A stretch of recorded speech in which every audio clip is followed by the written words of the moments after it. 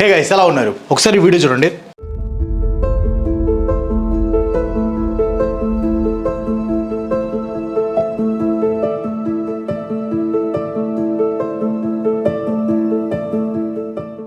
బ్యూటిఫుల్గా ఉంది కదా, కానీ కొన్ని సంవత్సరాల్లో అదే ప్లేస్ ఎలా మారబోతుంది అండ్ మీలో ఎంతమందికి తెలుసు మన ఇండియాలో చాలా పెద్ద ప్రొటెస్ట్ జరుగుతుందని?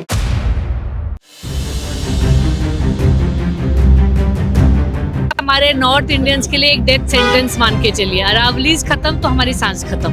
आज 5 लोग अरेस्ट हो रहे हैं, कल पूरा जयपुर आएगा यहाँ पर अरेस्ट होने के लिए, जब तक ये जंग नहीं बच जाता है। इंकलाब जिंदाबाद।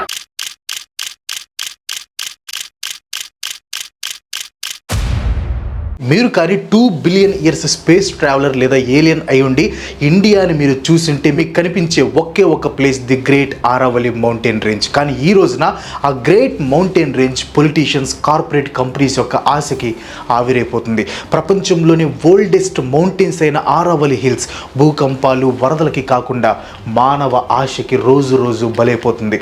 ఒకప్పుడు ఎడారి స్ప్రెడ్ అవ్వకుండా అడ్డుకున్న ఈ మౌంటైన్స్ ఇప్పుడు ఎడారిగా మారిపోబోతున్నాయి. అండ్ ఇలా సైలెంట్గా డిస్ట్రాయ్ చేయడం వెనక ఉన్న రీజన్ ఏంటి?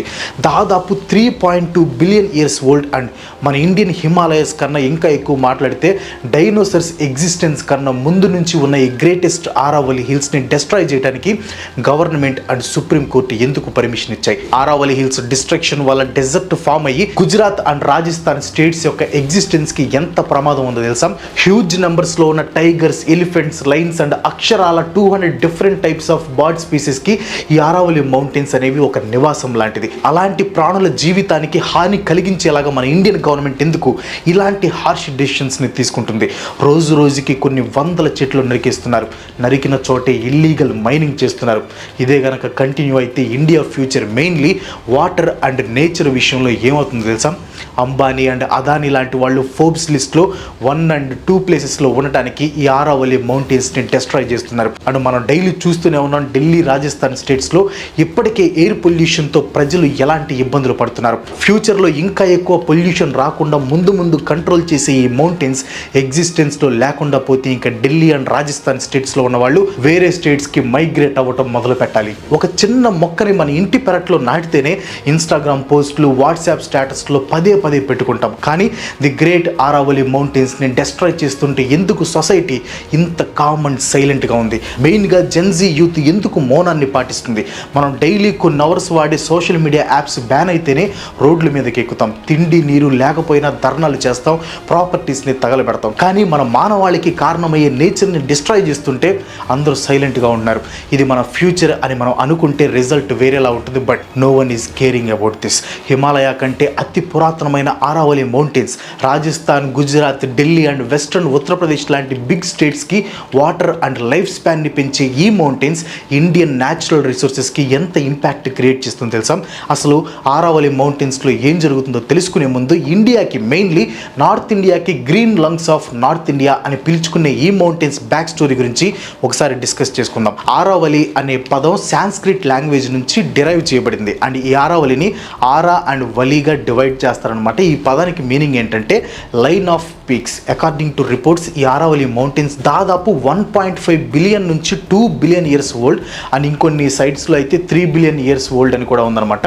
ఈ మౌంటైన్స్ డిస్టెన్స్ రేంజ్ వచ్చేసి దాదాపు 650 నుంచి 692 కిలోమీటర్ల దూరం ఉంటుంది. అండ్ విడ్త్ వచ్చేసి 10 నుంచి 120 కిలోమీటర్స్ రేంజ్లో ఉంటుందన్నమాట. ఈ Aravalli mountains starting point Delhi నుంచి స్టార్ట్ అయ్యి సదరన్ హర్యానా, రాజస్థాన్ అండ్ గుజరాత్లోని పలన్పూర్ సిటీ వరకు ఎస్టాబ్లిష్ అయి ఉంటుంది. అండ్ ఈ మౌంటైన్స్లో హైయెస్ట్ పీక్ పాయింట్ అంటే ఎత్తైన శిఖరం అని గురు శిఖర్ అని పిలుస్తారనమాట. ఈ గురు శిఖర్ మౌంట్ అబు అనే రీజన్లో ఉంటుంది. అండ్ దీని హైట్ దాదాపు 5650 అడుగులు. ఈ మౌంటైన్స్ అండ్ ఫారెస్ట్లో దాదాపు 300 plant species and more than 120 different bird స్పీసెస్తో పాటు huge number of mammals like leopards కానీ, lions, tigers, hyenas, wild boars, wolves ఇలా different kind of mammal species జీవనాన్ని సాగిస్తున్నాయి. ఈ ఆరావళి మౌంటైన్స్ రాజస్థాన్, గుజరాత్, హర్యానా అండ్ ఢిల్లీకి ఒక రక్షణ కవచంలాగా పనిచేస్తాయి అనమాట. ఎలాగో చెప్తాను చూడండి. ఈ ఆరావళి మౌంటైన్స్కి వెస్ట్లో థార్ డెజర్ట్ కనెక్ట్ అయి ఉంటుంది. మెయిన్లీ ఆ డెజర్ట్ ఎక్స్టెండ్ అవ్వకుండా, ముఖ్యంగా డెజర్ట్ నుంచి వచ్చే హాట్ విండ్స్ అండ్ శాండ్ డస్ట్ని సిటీస్ అండ్ విలేజెస్లోకి ఎంటర్ అవ్వకుండా ఈ మౌంటైన్స్ ప్రొటెక్ట్ చేస్తాయి. అంతేకాకుండా ఈ 4 స్టేట్స్లో ఉన్న ఫార్మింగ్ ల్యాండ్ని డీగ్రేడ్ అవ్వకుండా ప్రొటెక్ట్ చేస్తుంది. అండ్ ఈ 4 స్టేట్స్లో ఉన్న కొన్ని ఏరియాస్కి 30 to 60% ఆఫ్ వాటర్ ఈ ఆరావళి మౌంటైన్స్ నుంచే సప్లై అవుతుంది. ఇంకా ఆరావళి మౌంటైన్స్లో ఉన్న న్యాచురల్ రిసోర్సెస్ గురించి మాట్లాడుకుంటే భూమి మీద చాలా పురాతనమైన natural rocks like quartz, granite, marble and limestone high పర్సంటేజ్లో ఇక్కడ దొరుకుతాయి. అండ్ వీటితో పాటు zinc, lead, copper, gold resources కూడా చాలానే ఈ మౌంటైన్స్లో స్టోర్ అయ్యాయి అనే రిపోర్ట్స్ చెప్తున్నాయి. అఫ్ కోర్స్ ఆ న్యాచురల్ రిసోర్సెస్ని తీసుకెళ్లి పెద్దోళ్ళకి కట్టబెట్టాలనే ప్లాన్లో గవర్నమెంట్ ఉందనుకోండి, ఈ ఫారెస్ట్లో మల్టిపుల్ డిసీజెస్కి సంబంధించిన tablets and skin care products మ్యానుఫ్యాక్చర్కి హెల్ప్ అయ్యే నీమ్, అశ్వగంధ, ఆలువెరా అండ్ హెర్బ్స్లో ఆక్యుమమ్, క్యానమ్, ఎవాల్వులెస్, అల్సినాయిడ్స్, ఆస్పారగస్, కుర్కుమామ్, డియోస్కోరియా లాంటివి చాలానే ఉన్నాయి. ఈ మౌంటైన్స్లో దొరికే ఈ న్యాచురల్ రిసోర్సెస్ వాల్యూ కొన్ని $బిలియన్ ఉంటుంది అని సోర్సెస్ చెప్తున్నాయి. ఇది exact back story of Aravalli mountains. ఇప్పుడు ఈ ఆరావళి మౌంటైన్స్లో జరుగుతున్న ఇష్యూ గురించి డీప్గా డిస్కస్ చేద్దాం.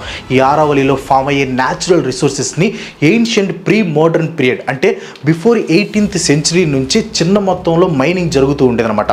అండ్ బ్రిటిష్ రూల్ పీరియడ్లో కూడా ఆర్కిటెక్చర్ కోసం మార్బుల్ స్టోన్స్ అండ్ టింబర్ని ఎక్స్ట్రాక్ట్ చేసేవాళ్ళు.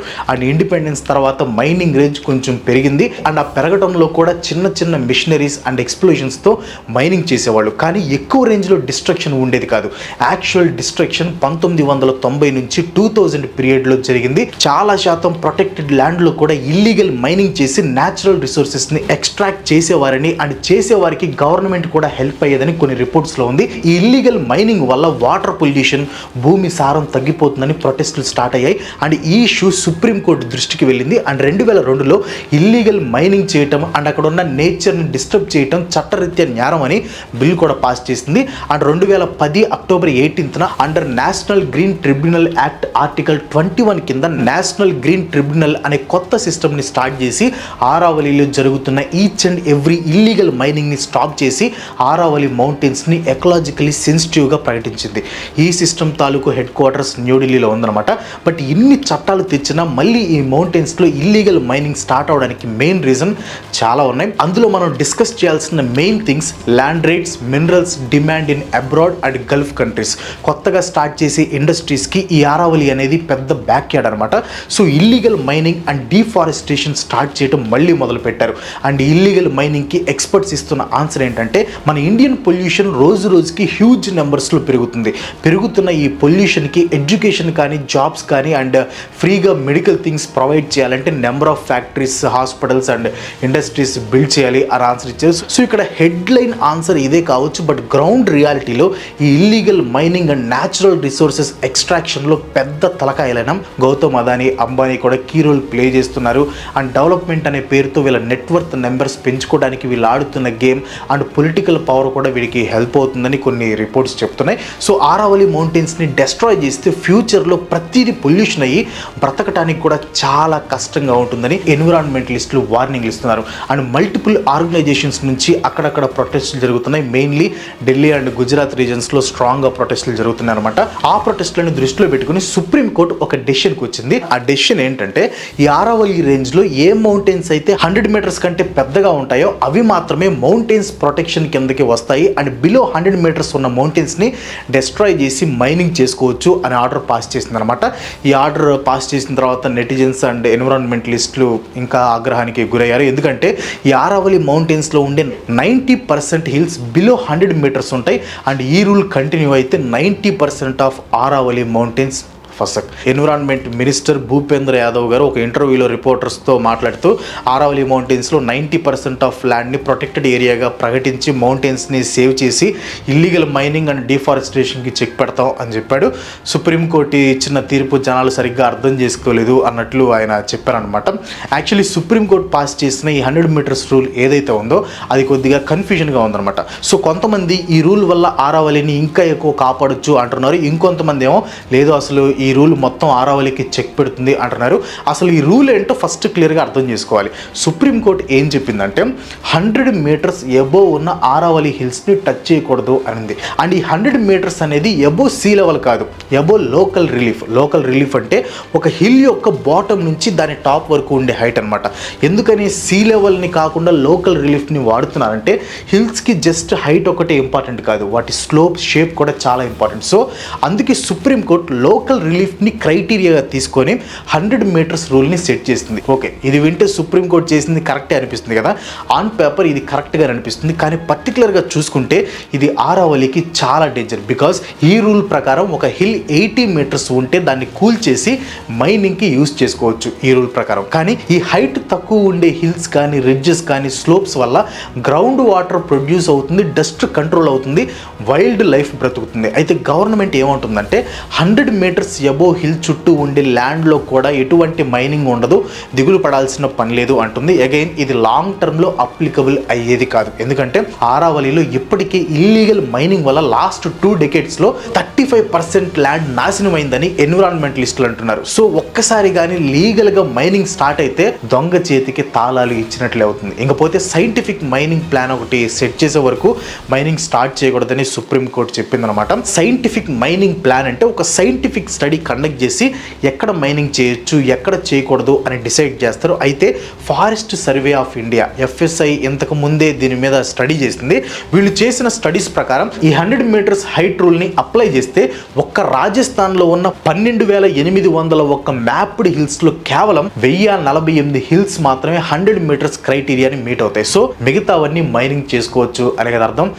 గవర్నమెంట్ సుప్రీంకోర్టుని అడ్డం పెట్టుకుని ఆరావళిని కార్పొరేట్ బడాబాబుల చేతికి అందించేయాలి అనుకుంటుంది. అండ్ సుప్రీంకోర్టు విషయానికి వస్తే ఇప్పుడు తీర్పు పేపర్ మీద చాలా మంచిదిలా కనిపిస్తుంది. ఇన్ఫ్యాక్ట్ ఆరావళి హిల్స్ని కాపాడేలాగా ఉంటుంది ఈ తీర్పు. ఎందుకు ఎక్స్ప్లెయిన్ చేస్తాను చూడండి. ఇందాక ఆరావళి హిల్స్కి డిఫరెంట్ స్టేట్స్లో డిఫరెంట్ డెఫినిషన్స్ ఉండేదని చెప్పాను కదా, దాంతో ఎవరికి నచ్చినట్లు వాళ్ళు మైనింగ్ చేసుకునేవాళ్ళు. సో ఈ 100 మీటర్స్ రూల్తో ఆరావళి హిల్స్కి ఒక యూనిఫామ్డ్ డెఫినిషన్ ఇచ్చామని సుప్రీంకోర్టు అంటుంది. అండ్ ఒకసారి ఏ హిల్ అయినా ఈ 100 మీటర్స్ క్రైటీరియాని మీట్ అయితే దాని చుట్టూ ఉన్న బేస్ కానీ స్లోప్స్ పీక్స్ని టచ్ చేయకూడదు అని తీర్పునిచ్చింది. ఇంతకుముందు మేము బేస్ని మైనింగ్ చేస్తున్నాం హిల్ని కాదు అనే వాళ్ళకి ఈ తీర్పు చెక్ పెట్టింది. ప్లస్ సరైన సైంటిఫిక్ స్టడీ ఇంకా మ్యాపింగ్ తర్వాతని మైనింగ్ స్టార్ట్ చేయాలని అఫీషియల్స్కి చెప్పింది. ఇదంతా బాగుంది. ఇన్ఫ్యాక్ట్ చాలా మంచి తీర్పులాగా అనిపిస్తుంది కదా. కానీ ఈ తీర్పులో పెద్ద పెద్ద బొక్కలు, అదే లూప్ హోల్స్ ఉన్నాయి.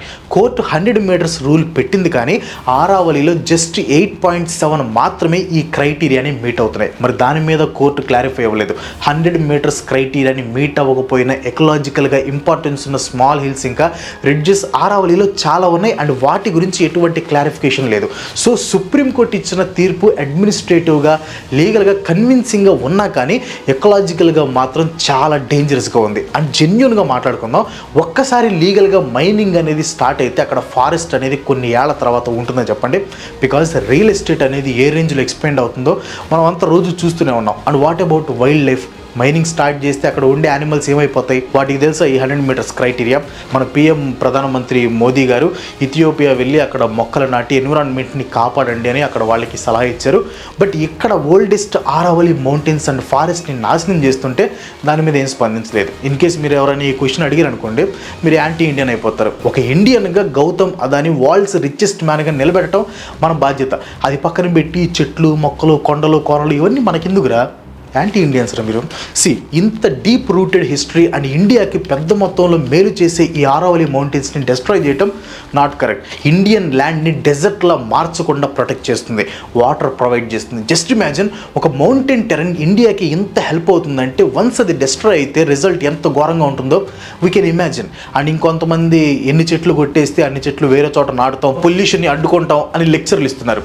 నా ఇల్లు అంటే నాకు ఇష్టం, అది కూల్చేసి వేరే దగ్గర ఇల్లు ఇస్తాను అక్కడ ఉండంటే కుదరదు. మనం దేన్నైనా తట్టుకోగలం కానీ ప్రకృతి ఆగ్రహానికి మనం తట్టుకోలేం. మీరు కూడా మీ వాయిస్ని రైజ్ చేయండి, సేవ్ ఆరావళి మౌంటైన్స్ అని కింద కామెంట్లో కామెంట్ చేయండి. That's today. ఈ వీడియో చాలా ఇంపార్టెంట్ కాబట్టి అందరికీ తెలియాలి. తెలుగులో దీని మీద వీడియోస్ పెద్దగా లేవు, సో ఎవరు స్పందించట్లేదు, ఇంకా అందరూ స్పందించాలని కోరుకుందాం. సో దీని మీద మీ ఒపీనియన్ ఏంటో కింద కామెంట్లో పోస్ట్ చేయండి. అండ్ ఈ వీడియో ఇంపార్టెంట్ కాబట్టి ఖచ్చితంగా లైక్ కొట్టి మీ ఫ్రెండ్స్ మీకు షేర్ చేయండి. ఇలాంటి వీడియోస్ నాకు సపోర్ట్ చేయాలనుకుంటే వెంటనే మన ఛానల్ సబ్స్క్రైబ్ చేసుకొని ఇంకో మంచి మళ్ళీ కలుసుకుందాం. సెలవు, బాయ్ బాయ్.